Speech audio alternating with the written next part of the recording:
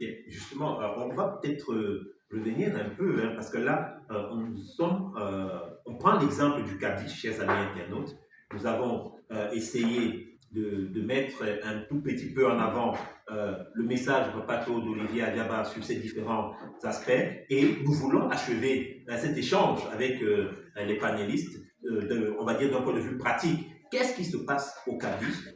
Bélibi vous a donné son expérience. Je voudrais me tourner vers Camille, qui a aidé beaucoup de jeunes dans ce sens. Camille, déjà toi-même, je pense que tu as eu à faire 2 ou 3 petites choses, mais beaucoup plus, tu donnais un coup de main à ces jeunes-là qui voulaient s'en sortir dignement, on va dire.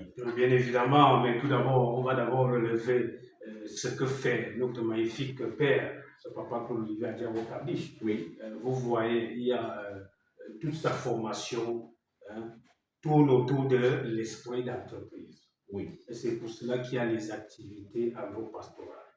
Là, c'est pour insuffler le dynamisme de l'entrepreneuriat agricole. Oui. Pour les petits métiers tels que l'élevage, et ainsi de suite. Oui. Vous voyez les activités sportives. Il y a des talents.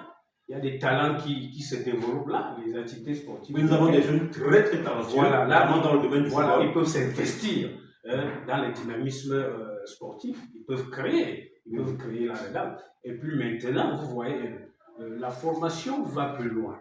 Non seulement il encourage les jeunes à faire des petits métiers, mais aussi des grands métiers. Oui. Nous avons les coiffures. Quand on veut se coiffer ici, il y a des gens qui savent coiffer.